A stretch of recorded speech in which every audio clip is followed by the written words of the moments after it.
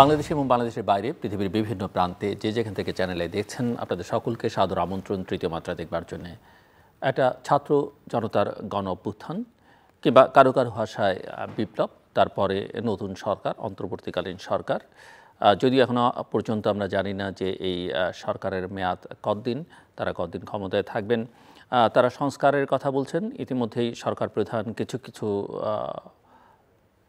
ক্ষেত্র চিহ্নিত করেছেন যে জায়গাগুলোতে সংস্কার করবেন, এবং নির্বাচন বলছেন যে তারা একটা অবাধ, সুষ্ঠু, গ্রহণযোগ্য, অংশগ্রহণমূলক নির্বাচন নিশ্চিত করাই তাদের দায়িত্ব। কবে সেই নির্বাচন হবে সেটা এখন পর্যন্ত অনিশ্চিত। তবে সরকারের সামনে অনেকগুলো চ্যালেঞ্জ। আইনশৃঙ্খলা পরিস্থিতির উন্নয়ন, অর্থনীতিকে একটা স্ট্যাবল জায়গায় নিয়ে যাওয়া, এই চ্যালেঞ্জগুলো তারা কিভাবে মোকাবেলা করবেন। ইতিমধ্যে আমরা দেখতে পাচ্ছি প্রশাসন, আইনশৃঙ্খলা রক্ষাকারী বাহিনী সহ বিভিন্ন জায়গায় প্রচুর পরিবর্তন হচ্ছে। ব্যক্তির পরিবর্তন আসলে সমস্যার কতটা সমাধান করবে সেটাও একটা বড় প্রশ্ন। তবে এইসব বিষয় নিয়ে আলোচনার জন্য আমার সঙ্গে দুজন অর্থনীতিবিদ স্টুডিওতে রয়েছেন। আমার বসে আছেন প্রফেসর ডক্টর মুশতাক হোসেন খান। তিনি ইউনিভার্সিটি অফ লন্ডনের school of oriental and African studies, যেটা সোয়াস নামে বহুল পরিচিত, সোয়াসের অর্থনীতির অধ্যাপক, এবং তিনি পেশাজীবনে ক্যামব্রিজের সিডনি সাসেক্স কলেজ, বিশ্ব ব্যাংক, জাতিসংঘ, এশিয়ান ডেভেলপমেন্ট ব্যাংক এবং বিবিসিতে কাজ করেছেন। পড়াশোনা করেছেন অক্সফোর্ডের কপার্স ক্রিস্টি কলেজ এবং ক্যামব্রিজের কিংস কলেজে। আমার ডানে রয়েছেন আপনাদের অত্যন্ত পরিচিত প্রফেসর ডক্টর রাশেদ আল মাহমুদ তিতুমীর, ঢাকা বিশ্ববিদ্যালয়ের উন্নয়ন অধ্যয়ন বিভাগের অধ্যাপক এবং সম্প্রতি কিছুদিন আগ পর্যন্ত তিনি বিভাগের চেয়ারম্যান ছিলেন। স্বাগত আপনাদের দুজনকে তৃতীয় মাত্রায়। ডক্টর মুশতাক হোসেন খান, আপনাকে অনেক দিন পরে, অনেক বছর পরে পেয়ে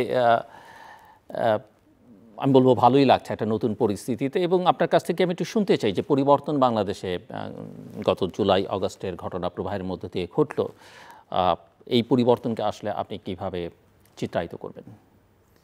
আমরা সবাই অত্যন্ত আনন্দিত। আমি তো বাংলাদেশে অনেক বছর ধরে, আমি প্রতি বছর আসি, এখানে গবেষণা করি, পড়াই।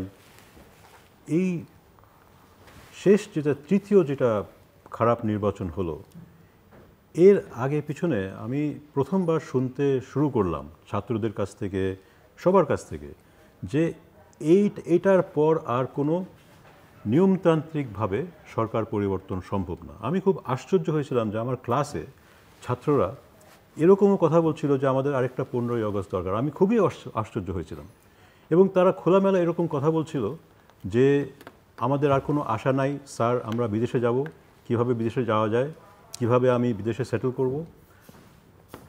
আমার খুব খারাপ লাগছিল।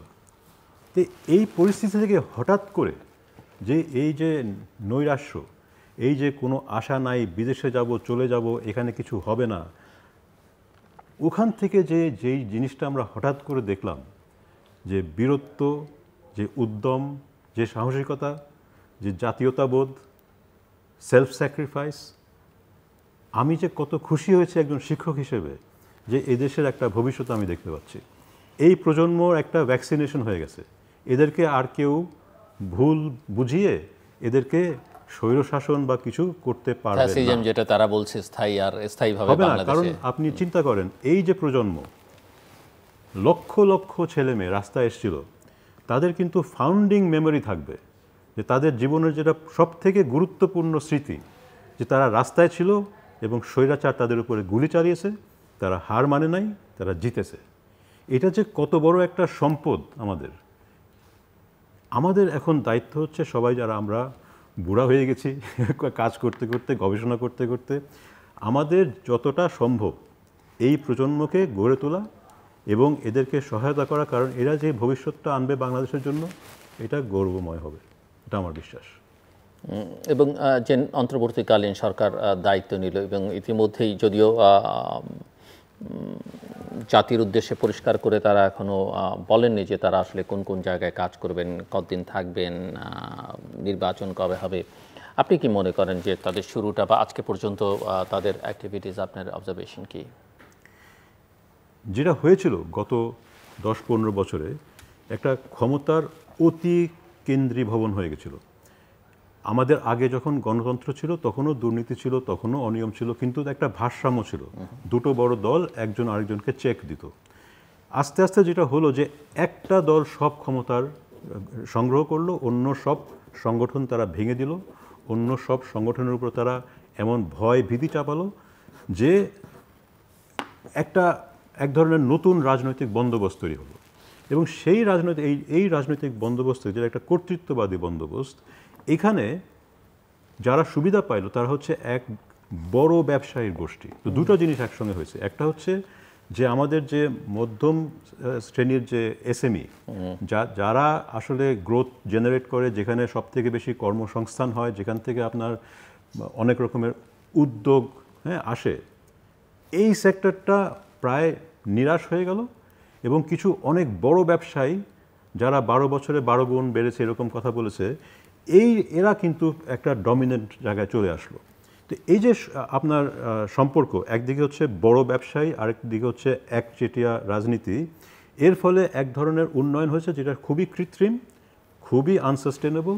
এটা হচ্ছে আপনার বড় বড় আপনার অবকাঠামো তৈরি করে যেই 10 টাকার জিনিস 20 টাকায় বানিয়ে ওইটা ভাগাভাগি করে বিদেশে চলে গেছে, ব্যাংকগুলো ধসে গেছে, ব্যাংকের মানে নন পারফর্মিং লোনস মানে আকাশ সীমা পৌঁছায় গেছে, রিজার্ভস কমে গেছে। তো যদি এই ছাত্ররা আমাদেরকে এখান থেকে রেহাই না দিত, এমনিতেই কিন্তু দেশ এক পর্যায়ে গিয়ে ডিফল্ট করে আমরা দেউলিয়া হয়ে যেতাম।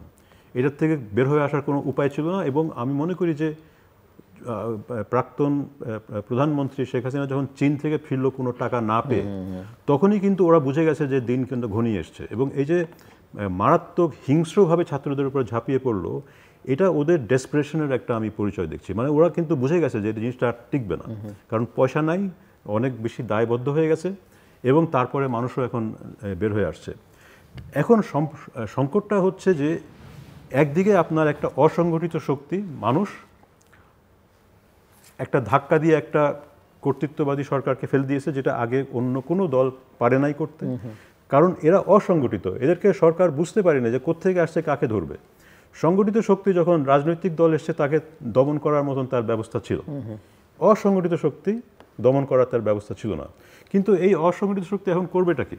এরা তো রাস্তায় থাকতে পারবে না। এদেরকে এখন আমাদের তাড়াতাড়ি সংগঠিত করতে হবে। নতুন দল হয়তো বেরোবে, নতুন ধরনের অর্থনৈতিক ব্যবস্থা বেরোবে, যেখানে এই যে এসএমই জাতীয় যারা ব্যবসায়ী আছে তারা শক্তিশালী হবে। এটা করার জন্য ইমিডিয়েটলি কিছু শক্তিশালী অ্যাকশন নিতে হবে সরকারকে। এখন সরকার যদি সেই অ্যাকশন না নেয় বা না নিতে পারে, তারা আলাপ আলোচনায় সময় অতিবাহিত করে, তারা যদি এইসব কঠোর কিছু পদক্ষেপ না নেয়, তাহলে আমাদের ভবিষ্যৎ কিন্তু ঘোলাটে। আমি এই সুযোগটা আমরা যদি হারিয়ে ফেলি, আমরা এখানে আর ফেরত আসতে পারবো না। তো এখন আমার মনে হয় যে কিছু পদক্ষেপ খুব কড়া হস্তে করতে হবে, কারণ এটা একটা সংবিধান অতিক্রম করা সরকার, এবং এটা একটা জরুরি সরকার বলতে পারেন। হ্যাঁ, এই জরুরি সরকারকে কিছু জরুরি আইন অর্ডিন্যান্স পাস করতে হবে, যেটাকে আপনাকে একেবারে ওই সব আইন সব কিছু ঠিক আছে না আপনি চিন্তা করতে পারবেন না। আপনাকে খুব এই জরুরি আইন, জরুরি অবস্থা, জরুরি সরকার এভাবে চিন্তা করতে হবে, এবং আপনাকে নতুন ফ্যাক্টস অন দ্য গ্রাউন্ড তৈরি করতে হবে, নতুন আপনাকে সংগঠন তৈরি করতে হবে, এবং পুরানা সংগঠনগুলোকে দুর্বল করতে হবে। সেটা যদি না করতে পারেন, এরা কিন্তু পিছন থেকে আবার তাদের টাকা পয়সা প্রভাব ব্যবহার করে কোনো না কোনোভাবে ফেরত চলে আসবে। তো আমি মনে করি কয়েকটা জিনিস খুবই গুরুত্বপূর্ণ। এক হচ্ছে, আমাদের এখন একটা খুবই সঙ্গীন ব্যাংকিং ক্রাইসিস চলছে। এই সঙ্গীন ব্যাংকিং ক্রাইসিসে আমরা জানি যে কয়েকটা বড় বড় এই ব্যবসায়ী ফ্যামিলি বা আপনার গ্রুপ, তারা হাজার হাজার কোটি টাকা নিয়ে পাচার করে ফেলছে। আচ্ছা, ইন্টারেস্টিং হচ্ছে যে তারা যেভাবে করেছে, তাদের 10টা কোম্পানির মধ্যে 8টা হচ্ছে একেবারে কাগজের কোম্পানি। ওই কোম্পানির থেকে বেশিরভাগ লোন নেওয়া হয়েছে, যেগুলো ভালো কোম্পানি সেগুলোকে তারা ঠিক রেখেছে।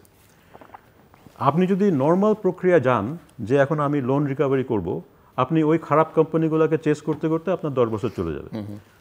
আমার একটা প্রস্তাব হচ্ছে, এটাকে আপনার একটা জরুরি আইন করা দরকার, যে যেসব কোম্পানি বড় এরকম লোন নিয়েছে, ধরেন 10টা সব থেকে বড়, তাদের জন্য একটা বিশেষ ব্যবস্থা নেওয়া দরকার। সেই বিশেষ ব্যবস্থাটা হবে যে একটা পর্যায়ে যদি বেশি লোন থাকে, আপনার কয়েক হাজার কোটি বা হোয়াটএভার, এই উপরের 10টাকে আপনাকে বলতে হবে আপনার যেগুলো ভালো কোম্পানি সেগুলোকেও আমরা পর্যালোচনা করব, এবং সেগুলো আমরা জাতীয়করণ করব না বা ভেঙে দেব না, বিক্রি করব না। আমরা যেটা করব সেটা হচ্ছে ওই কোম্পানিতে আপনার মালিকদের বেনিফিশিয়াল ওনারশিপের বেনামে বা নামে যে শেয়ারগুলো আছে এই শেয়ারগুলো দিয়ে আপনি লোন রিকভারি করব। এই শেয়ারগুলো আমরা বিক্রি করে দেব বাংলাদেশের জনগণকে এবং বিদেশি নন রেসিডেন্ট বাংলাদেশি যারা আছে।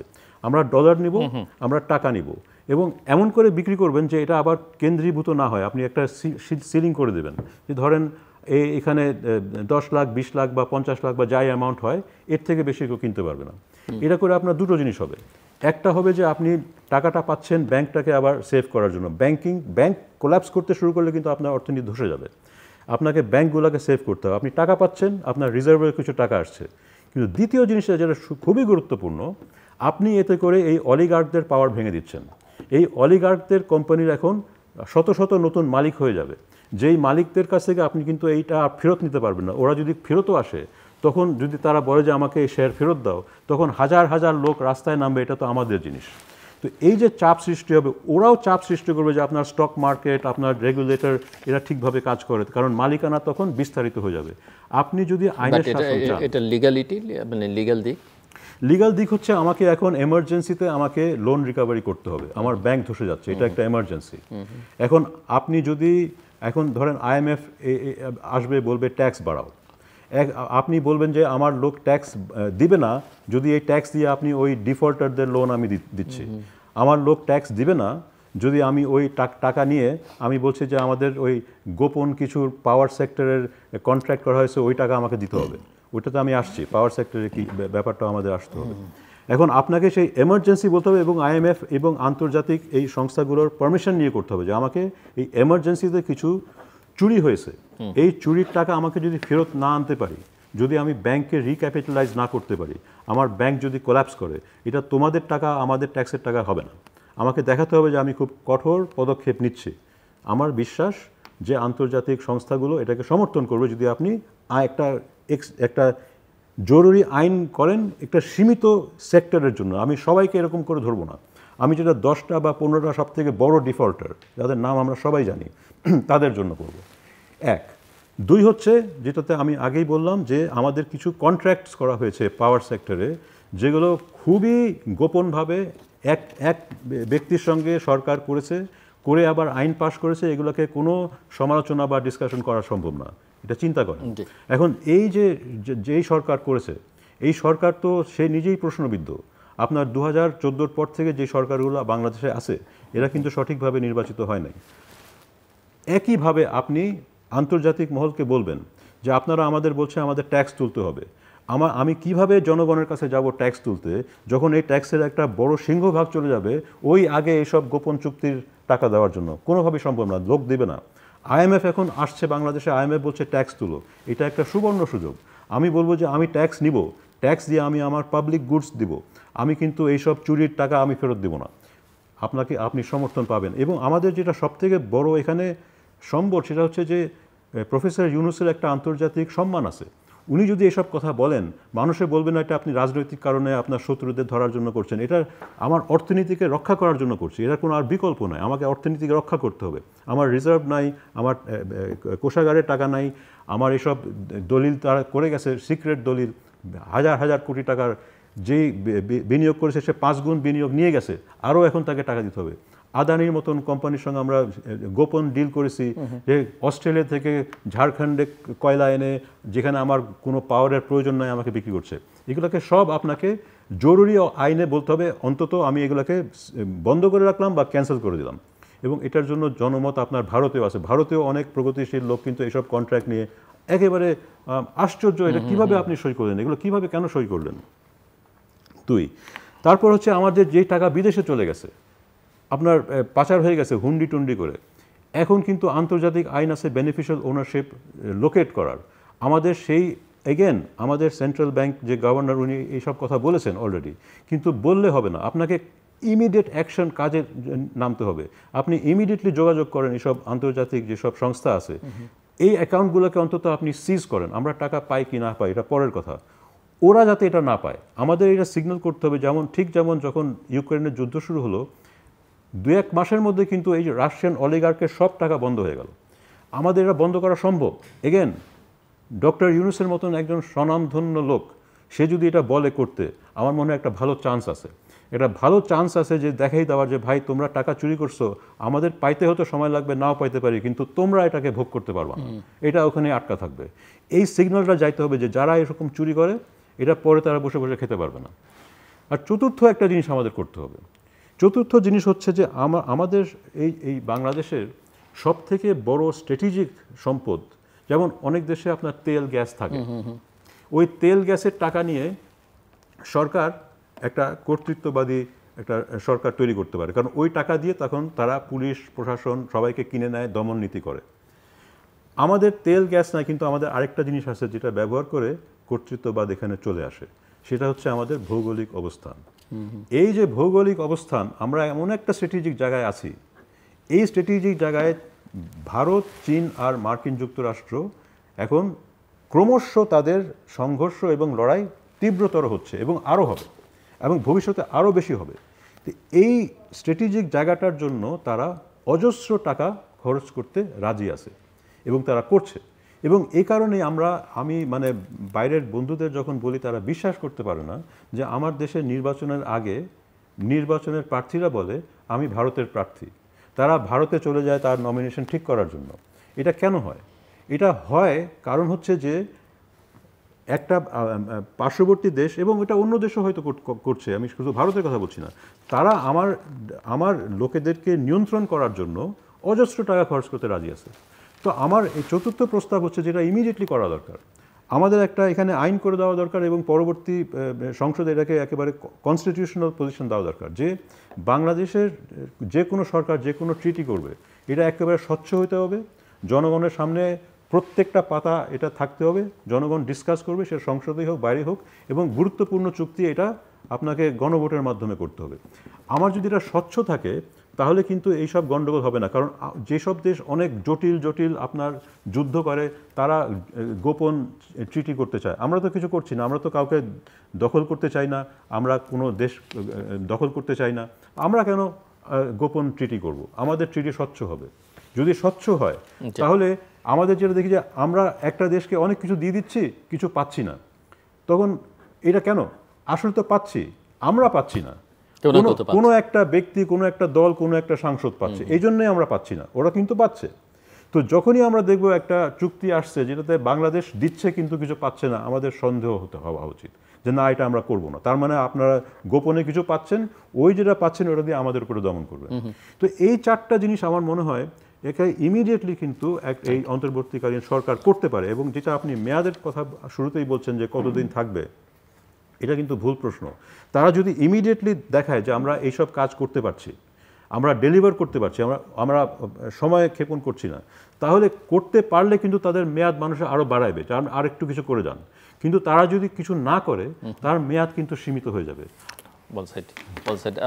প্রফেসর তিতুমীর, একটু আপনার কাছ থেকে শুনতে চাই, 10-12 দিন হলো সরকারের বয়স, বোঝা যাচ্ছে যে তাদের প্রায়োরিটিটা কি, এবং যেটা প্রফেসর খান বলছেন যে ডেলিভার করতে পারা, তারা কি ডেলিভার করতে পারছেন কিনা? ডেলিভার করতে পারলে তিনি দেখেন যে মানুষ বেশ এই সরকার টিকে থাকুক, মানুষের ত্যক্ত অভিজ্ঞতা আছে অতীতের সরকারগুলোর ব্যাপারে, কিন্তু ডেলিভার করতে না পারলে মেয়াদকাল যা আছে বা যা ভাবছেন তার চেয়ে তো কমে আসতে পারে।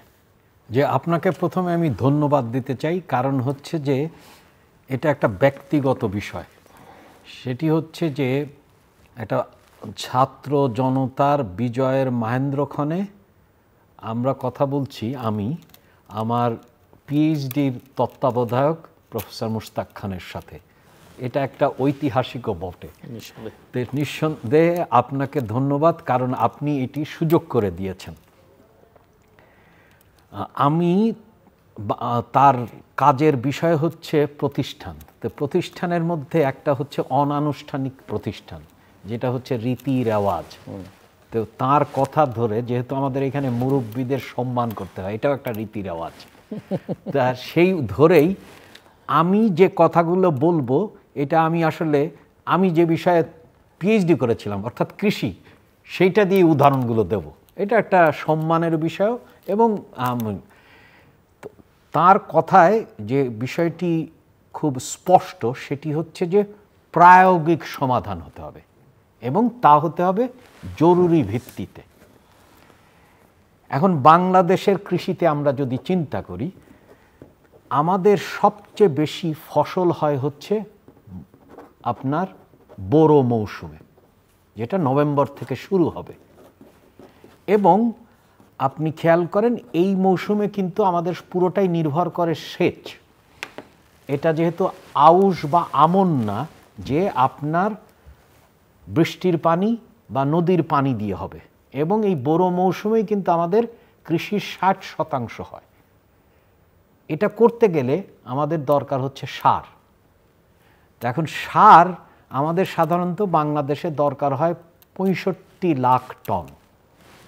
এখন আমি যতদূর জানি, কারণ তথ্য তো আমরা বিশ্বাস করতে পারি না, কারণ সব বানানো তথ্য, তারপরেও মোটা দাগে বলা যায় যে 16 লাখ টন সার আছে। তো এটা নভেম্বর নাগাদ গেলে কিন্তু 9 লাখ টনের এসে যাবে। আর আপনার বোরো মৌসুমে লাগবে 40 লাখ টন। গত 1 মাসে কিন্তু কোনো ক্রয় কমিটির মিটিং হয়নি। আবার আমরা এও জানি যে সার যে সমস্ত রাষ্ট্র থেকে আনা হয়, যেমন সৌদি আরব, ইউনাইটেড আরব আমিরাত, মরক্কো বা বেলারুশ, এদের কাছে কিন্তু 3000 কোটি টাকা পাওনা আছে। তাহলে এটা তো তাড়াতাড়ি আমাদেরকে ওইখানে যেতে হবে যে আমরা কিভাবে সার নিশ্চিত করব। কারণ সারটা নিশ্চিত না হলে কিন্তু আপনার 60% এই হবে। আবার অন্যভাবে যদি খেয়াল করেন, 1 লাখ মানে আমরা 1 কোটি টন আমরা খাদ্যদ্রব্য আমদানি করে থাকি। তার মধ্যে আমদানির বিরাট একটা অংশ হচ্ছে যে আপনার চাল, গম এবং পেঁয়াজ।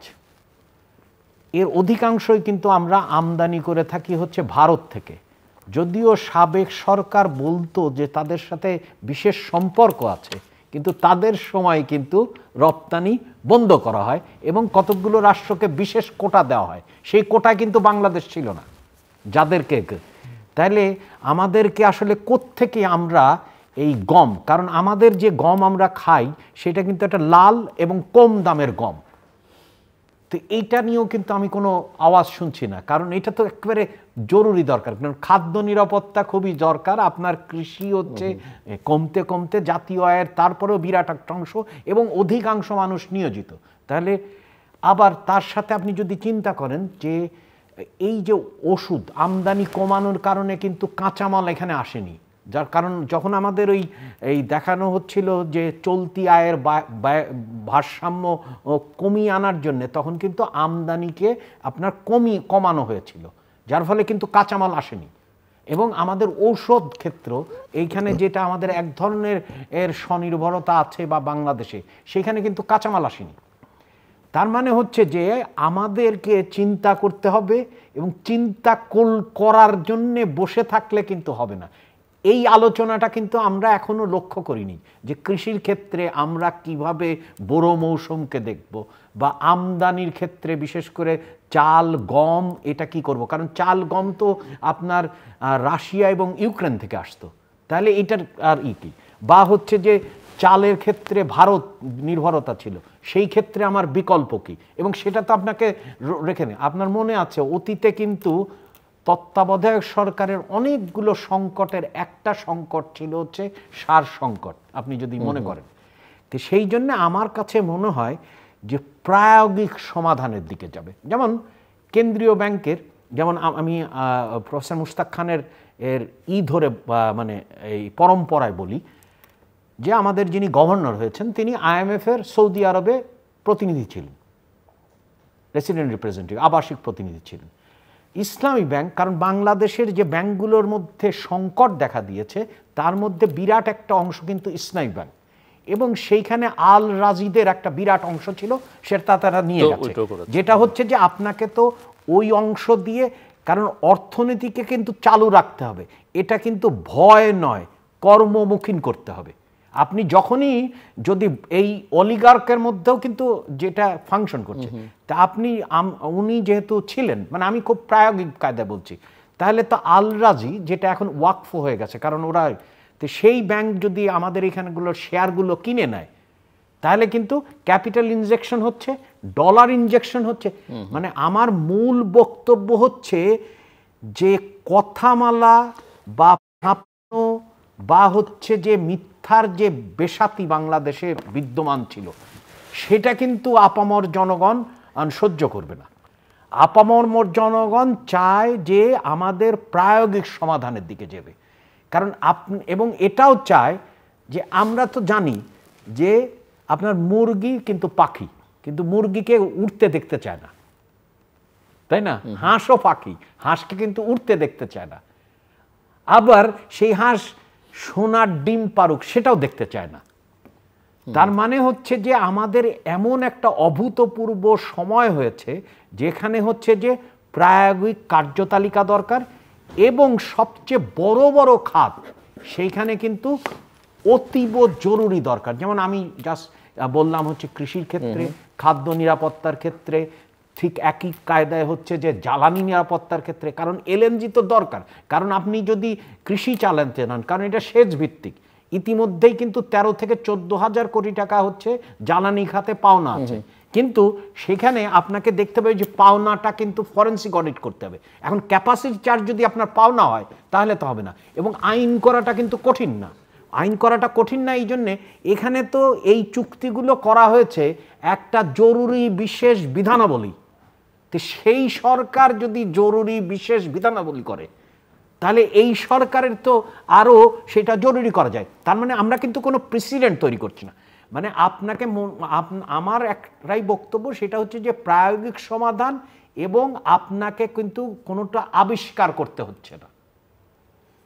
এইটা যত তাড়াতাড়ি মাথায় আসবে তত দ্রুত আপনার সরকারের সার্থকতা আসবে।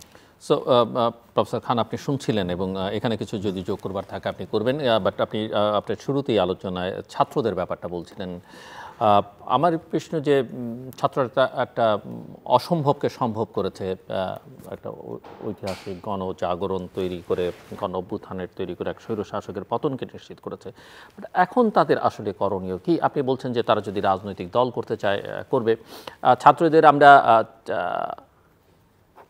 ঐতিহাসিকভাবে জানি যে বাংলাদেশের ছাত্র একটা অ্যান্টি এস্টাবলিশমেন্ট পজিশন, এবং সেটাই আসলে আমাদেরকে স্বাধীনতার সংগ্রাম থেকে স্বাধীনোত্তর বাংলাদেশের প্রতিটা গণতান্ত্রিক সংগ্রাম এবং সর্বশেষ সংগ্রামে এই ভূমিকা রেখেছে। তারা যদি এস্টাবলিশমেন্টের পার্ট হয় বা সরকারের অংশ হয়, সেটা আসলে কিভাবে? এখন তাদের দ্বৈত সত্তা দেখছি যে তারা রাজপথে প্রেশার গ্রুপ হিসেবে কাজ করছে, সরকারও তাদের অংশীদারিত্ব আছে। এই প্রশ্নটা আপনার কাছে। দ্বিতীয় প্রশ্ন, যে আপনি তাদের ছাত্র সংগঠন করবার কথা বলেছেন, কিন্তু যে মুভমেন্টটা, এই মুভমেন্টে বিভিন্ন ছাত্র সংগঠনের অংশগ্রহণ ছিল, বিভিন্ন ধরেন private university, public university, school, college সবাই ছিল। কিন্তু এই ছাত্র সংগঠন করা বা এই জায়গায় সবাইকে পাওয়া যাবে কি না, মানে তারা আসলে সকলের প্রতিনিধিত্ব, যেটা আপনি বলছিলেন যে তাদের ফর্মাল কোনো লিডারশিপ ছিল না, যেই কারণে এটা সরকারের পক্ষে আইডেন্টিফাই করা সম্ভব হয়নি, সহজ হয়নি। এবং এই যে আপনি এই যে বড় বড় ব্যবসায়ী গোষ্ঠীগুলোর কথা বলছিলেন, তারা বিভিন্ন রাজনৈতিক দলকে বিভিন্ন সময়ে সাপোর্ট দিয়েছে নানাভাবে, নিজেরাও লুটপাট করেছে, এবং যে কারণে শেখ হাসিনা সরকার আসলে ক্ষমতায় থাকতে তিনি যতটা চাইছিলেন তার সঙ্গে তার সাঙ্গপাঙ্গরা আরও বেশি করে চেয়েছেন যে উনি না থাকলে তো আমাদের সব যাবে। তো সেই জায়গায় এই নতুন ছাত্রদেরকে বা তারা যদি সংগঠন করে, কারা তাদেরকে সমর্থন করবে? সেখানে যারা বিএনপির সমর্থক আছে, আওয়ামী লীগের সমর্থক আছে, অন্যান্য দলের, তাদের কি আপনি মনে করেন কিনা যে তারা তাদের অবস্থান পরিবর্তন করে গিয়ে ছাত্র পক্ষে যাবে? একটু বড় প্রশ্ন। প্রথমে আমি আসি এই অর্থনীতির কিছুটা শেষ করি। সেটা হচ্ছে যে যেই সব উন্নয়নশীল দেশে আপনি ওই উন্নত দেশের টেক্সট বুকের অর্থনীতির এটা কাজ করে না। কারণ হচ্ছে এখানে বেশিরভাগ সমস্যাই হচ্ছে আপনার ইনফর্মাল ব্যবস্থা এবং চুরির কারণে। ধরেন আমার যদি রিজার্ভে টাকা আসছে না এই কারণে যে টাকা পাচার হয়ে যাচ্ছে, বা আমরা এক্সপোর্টে ওভার ইনভয়েসিং, আন্ডার ইনভয়েসিং করছি, ইম্পোর্টে ওভার ইনভয়েসিং, আন্ডার ইনভয়েসিং করছি, আমরা হুন্ডিতে পাঠাচ্ছি, এই সমস্যা আপনি এক্সচেঞ্জ রেট দিয়ে ঠিক করতে পারবেন না। কারণ যেই লোক চুরি করে টাকা পাঠাচ্ছে সে 120 টাকায় 125 টাকা দিবে, সে 130 টাকায় 135 টাকা দিবে, 150 টাকায় সে 155 টাকা দিবে, কারণ এটা চুরির টাকা। আপনি চুরির টাকার আউটফ্লোকে কোনোদিনও এক্সচেঞ্জ রেট দিয়ে থামাতে পারবেন না। কিন্তু আপনি যদি বৈধ একটা অর্থনীতি হতো যে সবাই সব টাকা বৈধ, সব টাকা ট্যাক্সড, তখন যখন আপনার এক্সচেঞ্জ রেট শিফট করে আমি ভাববো যে না, আমি আর এখন ইম্পোর্টেড জিনিস কিনবো না, কারণ এটার দাম খুব বেড়ে গেছে। কিন্তু চুরির টাকা সেটা হয় না। তো সে কারণে আমরা দেখি যে যেরকম শ্রীলঙ্কা বা পাকিস্তানে একবার যখন এক্সচেঞ্জ রেট ধসতে শুরু করে 100 থেকে 300 হয়ে যেতে পারে, যেটা পাকিস্তানে শ্রীলঙ্কায় হয়েছে। আমাদের সৌভাগ্য যে আমরা মাত্র 84-85 থেকে আমরা 120-এর কাছাকাছি আসছি। আমরা যদি এখন মনে করি যে 120 থেকে 150 করলে আমাদের আবার রিজার্ভ আসতে হবে, ভুল, এটা হবে না। সমস্যাটা সেখানে না, সমস্যাটা হচ্ছে আমাদের চুরিটাকে থামাতে হবে এবং যারা চুরি করছে তাদের থেকে টাকাটা ফেরত আনতে হবে, তাহলেই ঠিক হয়ে যাবে। আর আমাদের মতন দেশে আমরা যেগুলো এক্সপোর্ট করি এটার বেশিরভাগ উপাদান কিন্তু আমাদের ইম্পোর্ট করতে হয়। অর্থাৎ আপনি যদি সব কিছু ইম্পোর্ট করে তারপরে খালি লেবারটাকে লাগায় আবার এক্সপোর্ট করেন, তাহলে এক্সচেঞ্জ রেটকে কমায় আপনার কিন্তু কম্পিটিটিভনেস বাড়বে না। কারণ আপনি এক্সচেঞ্জ রেট চেঞ্জ করলে আপনি যদি গার্মেন্টস সেক্টর দেখেন, গার্মেন্টস সেক্টরের সব ট্রেড কিন্তু ডলারে ফিক্সড। আমি যেটা বিক্রি করছি সেটা ডলারে আমি দাম পাচ্ছি, যেটা আমি কিনছি সেটা ডলারে দাম পাচ্ছি। আমার এক্সচেঞ্জ রেট ডিভ্যালু করলে আমার লাভটা কী হচ্ছে, শুধু আমার শ্রমের পার্টটা ডলারে কমছে, কিন্তু সেটাও খুবই সাময়িক। কারণ যেই শ্রমিক সেও কিন্তু যেই খাদ্য কিনছে সেটা ডলারে ফিক্সড, অর্থাৎ তারও দাম 2 দিন পরে বেড়ে যাবে, সে আন্দোলন করে তার মজুরি বাড়াই দেবে। তার মানে 3 মাস পরে আমার ডিভ্যালুয়েশনের কোনো লাভই নাই, আমার কম্পিটিটিভনেস একটাও বাড়ে নাই। সো এরকম আমাদের মতন দেশে ডিভ্যালুয়েশন না আমাদের ট্রেড ব্যালেন্সকে ইমপ্রুভ করবে, না আমার ক্যাপিটাল ব্যালেন্সকে ইমপ্রুভ করবে। আমার দরকার হচ্ছে আসল জায়গাটা যাওয়া। আমার কম্পিটিটিভনেস বাড়াতে হলে আমাকে প্রোডাক্টিভিটি বাড়াতে হবে, এক্সচেঞ্জ রেট দিয়ে হবে না। আমাকে যদি রিজার্ভের টাকা আনতে আমাকে চুরি থামাইতে হবে। তো এখন আমাদের ডেঞ্জারটা হচ্ছে আমরা একেবারে স্ট্যান্ডার্ড IMF প্রেসক্রিপশনে যাতে আমরা চলে না যাই। আসলে সমস্যাটা আমাদের বুঝতে হবে, এবং যেখানে আমি IMF-এর সঙ্গে আছি সেটা হচ্ছে যে আমাদের রিজার্ভস বাড়াতে হবে, আমার এক্সপোর্ট বাড়াতে হবে, কিন্তু পদ্ধতিটা আমাদের এক্সচেঞ্জ রেট ইন্টারেস্ট রেট দিয়ে হবে না, কারণ এখানে ওই ইনস্ট্রুমেন্টগুলো সেভাবে কাজ করে না। এটা আমাদের অর্থনীতিবিদদের বুঝতে হবে, এবং বিজনেস সেক্টর সবাই এরা জানে যে এটা করে কোনো লাভ নাই। সিমিলারলি আপনার যখন ইনফ্লেশন হচ্ছে, আপনার মূল্যস্ফীতি হচ্ছে, এটাকে আপনি ইন্টারেস্ট রেট বাড়ায় এটাকে আপনি কন্ট্রোল করতে পারবেন না, কারণ এটা তো সেই কারণে হচ্ছে না। এটা কেন হচ্ছে যে আপনি এই যে সব চুক্তিগুলো করছেন, পাওয়ার কন্ট্রাক্ট, এই কন্ট্রাক্ট, সেই কন্ট্রাক্ট, এগুলো এখন টাকা দিতে পারছেন না। আপনি টাকা দিতে পারছেন, আপনি টাকা ছাপাচ্ছেন, আপনি টাকা ছাপায় সেগুলোকে দিচ্ছেন। তো আপনি ইন্টারেস্ট রেট বাড়ায় তো কিছু হবে না, আপনাকে ওই চুক্তিগুলোকে ক্যান্সেল করলে আপনার ইনফ্লেশন কমে যাবে। সো এই যে ব্যাপারগুলো, যে আসলে যে তিতুমির যে বলছিল যে আমাদের গোড়াতে যেতে হবে, প্রবলেমটা কোথায়?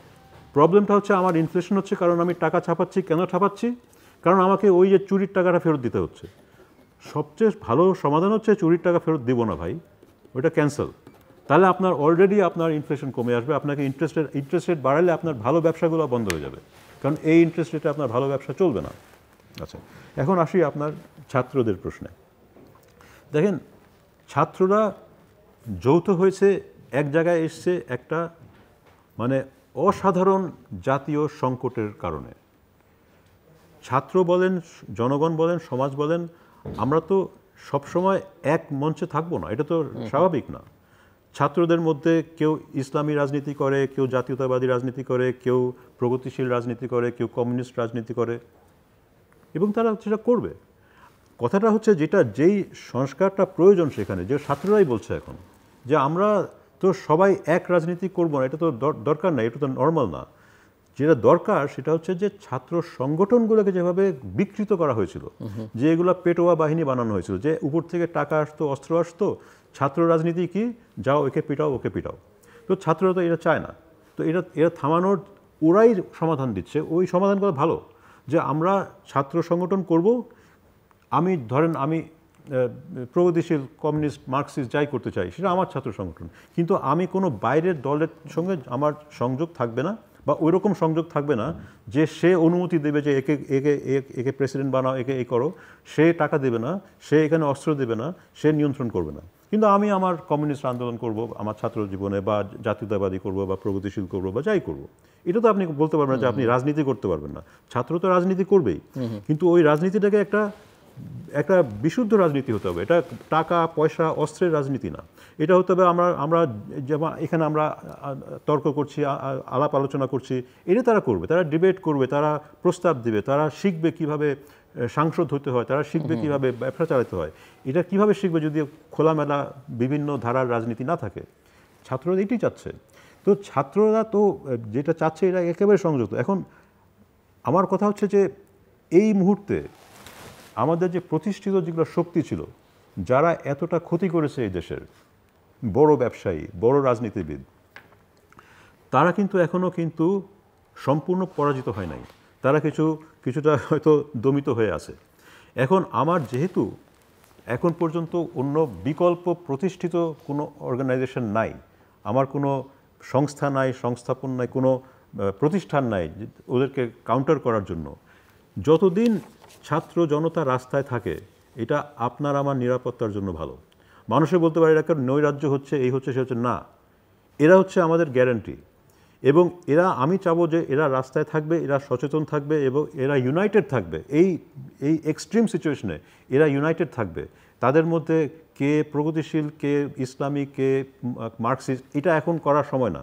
এখন হচ্ছে জাতীয়তার বোধে বাংলাদেশি হিসেবে, বাংলাদেশি নাগরিক হিসেবে সবাই একত্রিত থাকবে, যাতে করে এই যে ক্রিটিক্যাল কিছু রিফর্ম, যেগুলো আমরা আগেই বললাম, এই ক্রিটিক্যাল কিছু রিফর্ম করতেই হবে। এবং এটার বাধাটা আসবে কোত্থেকে? ওই সুপ্ত গোপন ভিতরে যেসব শক্তিগুলো আছে সেগুলোকে ঠেকানোর জন্য এটা যথেষ্ট। এরা যখন পিছনে আসে, এদের ব্যবহার করে আমাদের যে ইউনূস সাহেব বা আমাদের যে সব উপদেষ্টা বা মন্ত্রী, কি বলবেন আমি জানি না, উপদেষ্টা, হ্যাঁ, আসলে তো মন্ত্রী, কারণ এটা একটা এক্সট্রিম সরকার, এটা একটা জরুরি সরকার, এটা কোনো অন্তর্বর্তী কেয়ারটেকার গভর্নমেন্ট না। যাই হোক, এটা অন্য প্রশ্ন। এখন এই সরকার এই শক্তি ব্যবহার করে বলবে যে আমাকে এটা করতে হবে, এটা একটা জরুরি অবস্থা এবং এটা ডক্ট্রিন অফ নেসেসিটি, মানুষ এটা চাচ্ছে, আমরা এই সীমিত কিছু চেঞ্জ করব। এটার জন্য এই ছাত্র জনতা আমার অপরিহার্য। তারপরে হচ্ছে যে পরবর্তীতে কী হবে, তারা এইসব সংগঠন ঠিক করুক, তাদের ছাত্র সংগঠন ঠিক করুক, তারা সরাসরি ছাত্ররা কিভাবে রাজনৈতিক দল করবে, এটা তো বাস্তব কথা না। আমার আওয়ামী লীগের কিছু বন্ধুবান্ধবের সঙ্গে গত ডামি নির্বাচনে কথা বলছিলাম। অনেকে বলছে তারা ওই ডামি নির্বাচনে এক একজন 10-20 কোটি টাকা খরচ করেছে। তো আপনি যদি, আর কেউ আরও বেশি, আপনি যদি 300 আসনে আপনি 10 কোটি টাকা খরচ করতে চান, আপনার একটা পার্টির 3000 কোটি টাকা লাগবে। তো ছাত্ররা এখানে 3000 কোটি টাকা। আমাদের সমস্যা হচ্ছে যে আমাদের রাজনীতি করতে হলে আপনাকে কালো টাকা দরকার। লেটস বি ফ্র্যাঙ্ক, হ্যাঁ, আমাদের এখানে ওরকম কোনো ব্যবসায়ী প্রতিষ্ঠান নাই যার সব টাকা ট্যাক্সড। আমার কোনো লেবার ইউনিয়ন নাই যার অনেক টাকা আছে, সে ট্যাক্স টাকা দিতে পারে। তো আপনি রাজনীতি করলে কিছুটা আপনাকে নোংরামি থাকবে একটা উন্নয়নশীল দেশে। আমাদের প্রগতিশীল এটা হচ্ছে যে এর মধ্যে কম্পিটিশন থাকতে হবে। আপনার 3-4-5টা পার্টি থাকতে হবে এবং তাদের কোনো পার্টি হয়তো মধ্যম শ্রেণীর ব্যবসায়ীদের রিপ্রেজেন্ট করে, কোনোটা বড় ব্যবসায়ীকে রিপ্রেজেন্ট করে, কোনোটা আপনার একেবারে ছোট বা কৃষি খাতকে রিপ্রেজেন্ট করে। এদের মধ্যে একটা হবে, কিন্তু এরা যে সবাই ক্লিন হবে ইমিডিয়েটলি এটা সম্ভব না, কারণ আমাদের ক্লিন টাকাই তো নাই। কোনো ব্যবসায়ী আছে যে বলতে পারবে আমি এত টাকা দিব, এটা সব ট্যাক্সড নাই। তো আপনি যার কাছ থেকেই টাকা নেবেন, আপনার টাকা একটু গন্ধ থাকবে। এবং ছাত্ররা এই গন্ধময় এই নোংরা রাজনীতিতে ইমিডিয়েটলি ঝাঁপিয়ে আসা তাদের জন্য ঠিক হবে না।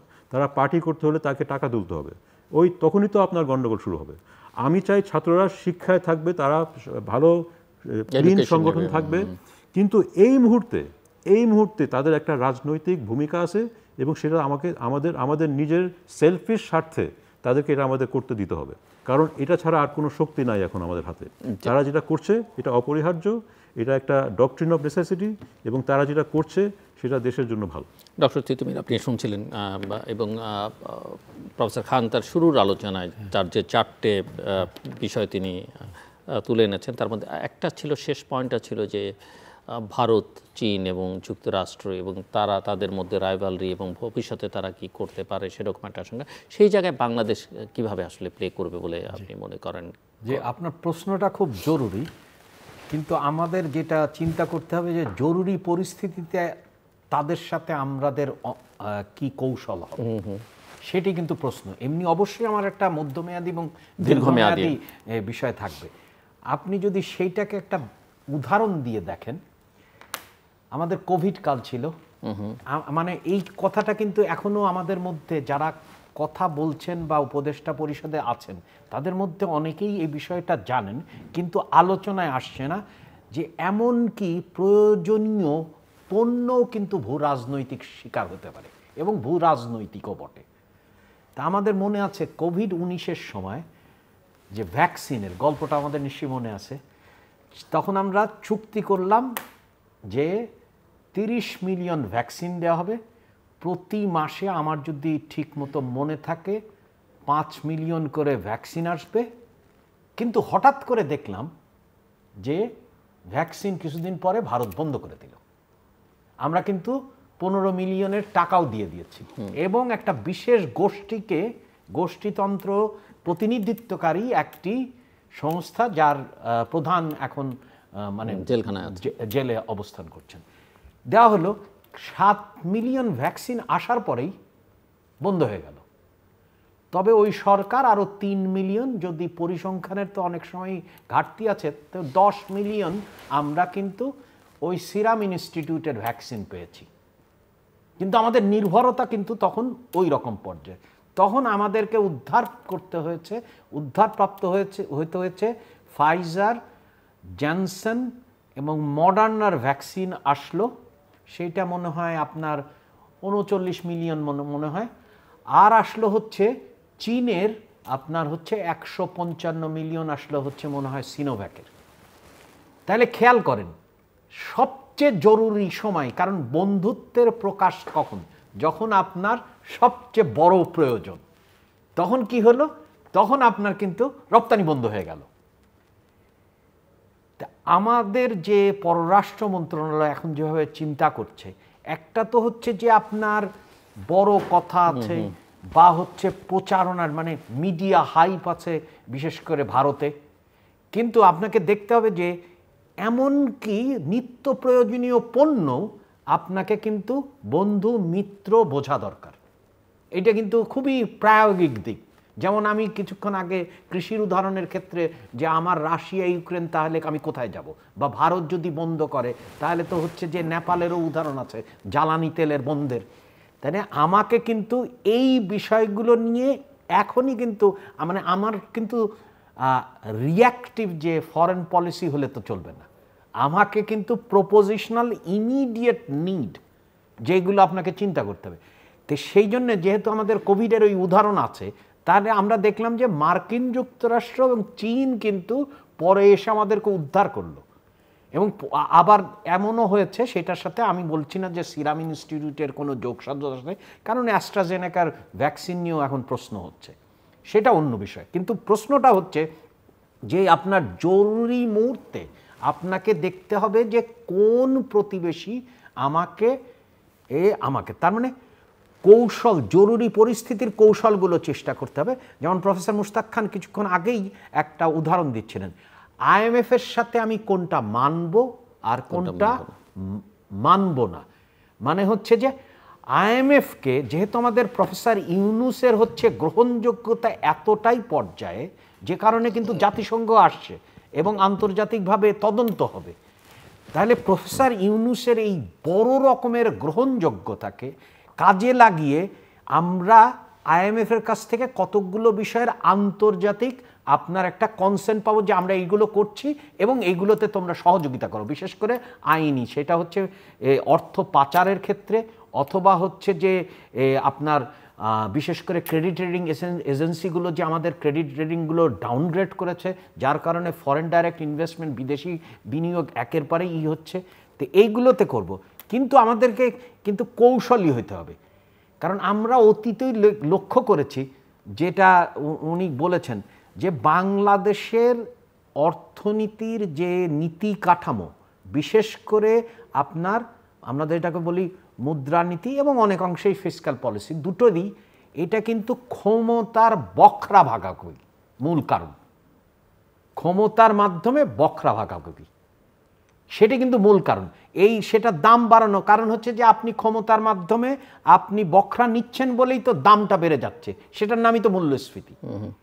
এই যে কারণ, তাহলে IMF-এর সাথে আমাদের কিন্তু কৌশলী হতে হবে যে আমরা আসলে কিভাবে দর কষাকষি করব এবং কোনটুকু তার গ্রহণ করব, কোনটুকু তার গ্রহণ করব না। এরকম আমাদের বহুত নজির আছে, যেমন মালয়েশিয়ার ক্ষেত্রে আমরা লক্ষ্য করেছি যে মাহাথির মোহাম্মদ কোন পদ্ধতি দিয়ে গিয়েছিলেন আর অন্যরা কোন পদ্ধতি দিয়ে। তার মানে হচ্ছে যে আমাদের আজকের দুজনের মূল বক্তব্য হচ্ছে একটাই, প্রায়োগিক সমাধান দিতে হবে এবং সেই প্রায়োগিক সমাধান আপনার খেরো খাতাতে থাকতে হবে এবং প্রতিদিন টিক দিতে হবে যে এই কাজটা কি আমি আজকে করেছি কিনা।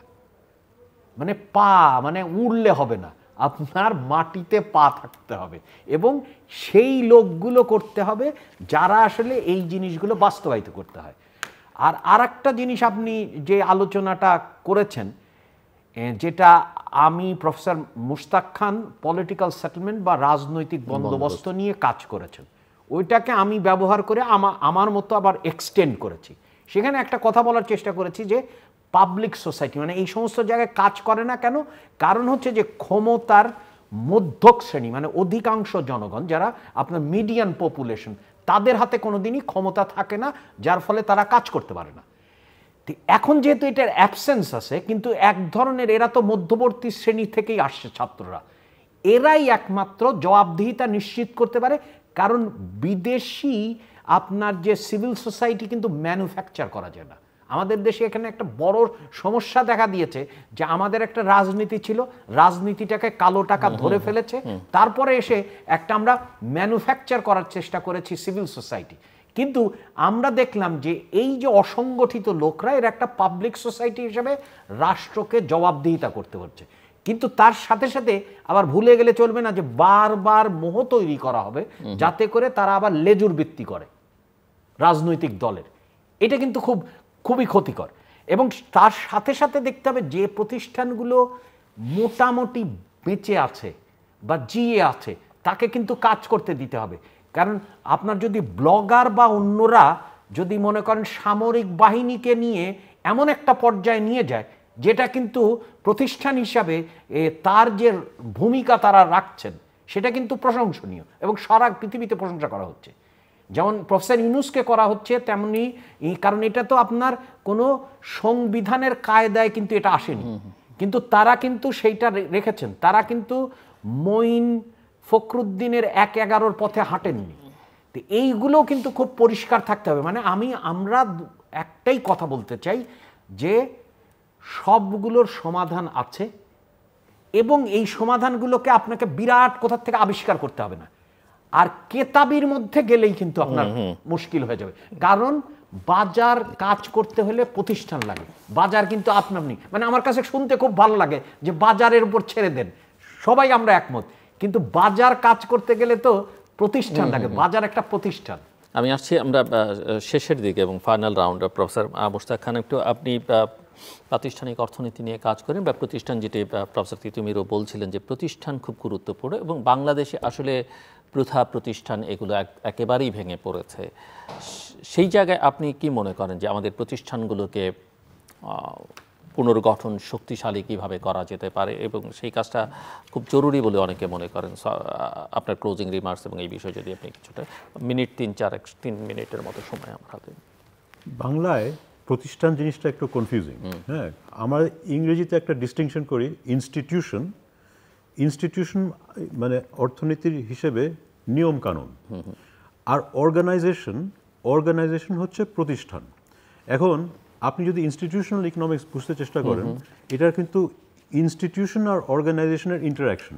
অর্গানাইজেশন হচ্ছে যেমন আপনার একটা সংবাদ সংস্থা, একটা ব্যাংক, একটা পুলিশ, এরা হচ্ছে সংস্থা, অর্গানাইজেশন।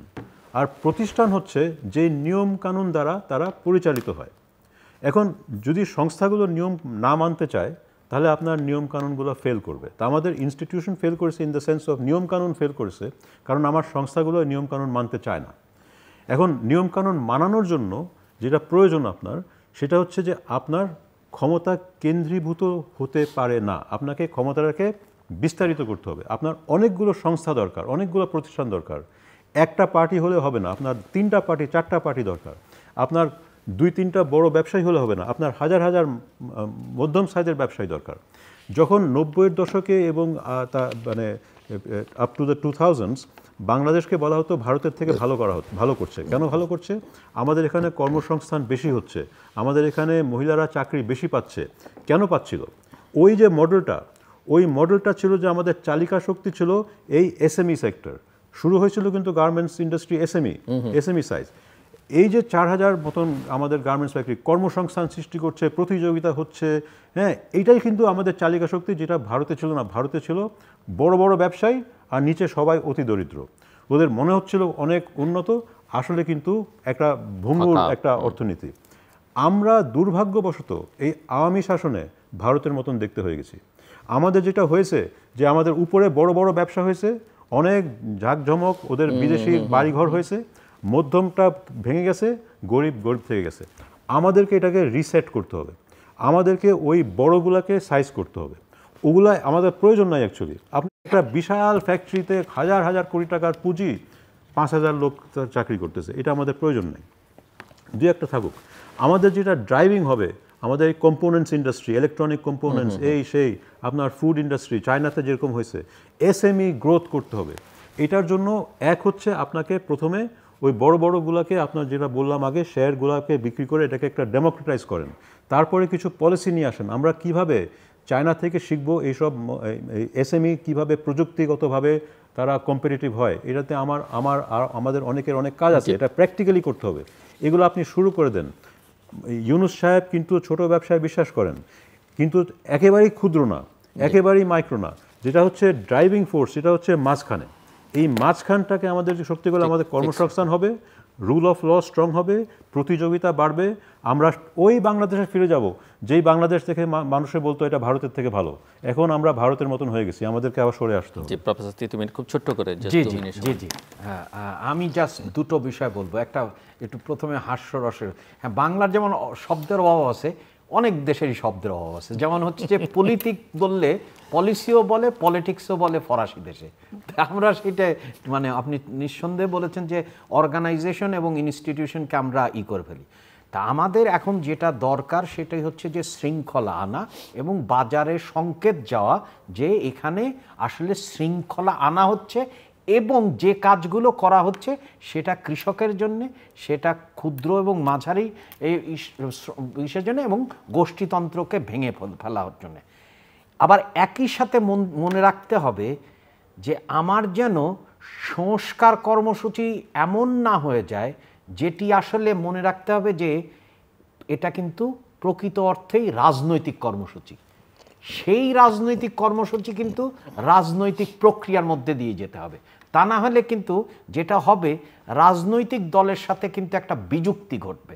আর বিযুক্তি যদি ঘটে তখন কিন্তু আরও অনেকগুলো, যেখানে আমরা একেবারেই অর্থনীতি খাদে চলে এসেছে, তারপরে হচ্ছে যে প্রতিষ্ঠানগুলো ভেঙে চুরমার হয়ে গেছে, সেই জায়গায় বিশেষ করে প্রলম্বিত মূল্যস্ফীতির কারণে মধ্যবিত্ত ভাঙনের মাধ্যমে দরিদ্র বেড়ে যাচ্ছে, একটা পুরা দুঃশাসন চলছে।